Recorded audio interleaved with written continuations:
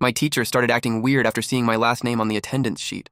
On the first day of junior year, my history teacher was doing attendance like normal. Same bored voice, same mispronounced names. Nobody was paying attention. Then she got to mine. Daniel, Vaughn. The second she said my last name, her face changed. Not confused, not surprised, more like scared. She stared at me for a few seconds too long, then quickly marked something on her clipboard and moved on like nothing happened. But after that, everything about her toward me became weird. She stopped making eye contact with me. Every time I raised my hand, she'd call on someone else. One day, I caught her looking at me during class with this strange expression, like she'd seen a ghost. At first, I thought maybe I reminded her of someone, but then things got creepier. One afternoon, I stayed late to finish a project. While I was packing up, she walked over and quietly asked, "Your father's name is Michael Vaughn, right?" The second she said my dad's name, my stomach dropped. I nodded, and I swear all the color drained from her face. She sat down slowly and whispered, "I can't believe it." Turns out, 20 years earlier, before she became a teacher, she was engaged to my dad. Not casually dating, engaged. Wedding planned, invitations sent out, everything. Then according to her, my dad vanished 3 weeks before the wedding, completely disappeared, wouldn't answer calls, wouldn't explain anything, just gone. She told me she spent years wondering what she did wrong, but here's where it gets insane. A few nights later, I asked my dad about her. The second I mentioned her name, he went completely silent. Then he told me something I never expected. Back when they were together, he had borrowed money from dangerous people to keep his family business alive. When things went bad, he panicked and ran before those people could come after her too. He said disappearing was the only way he thought he could protect her. But he never contacted her again because he was ashamed. The next morning, I told my teacher what he said. And this woman, who had acted cold toward me for months, started crying right there at her desk. Not dramatic movie crying, just quiet tears. She looked at me and said, "For 20 years, I thought he left because he stopped loving me. After that, everything changed. She treated me differently, kinder, almost like seeing me gave her closure she never got. And honestly, every time attendance gets called now, I still think about how one last name reopened a story that never really ended."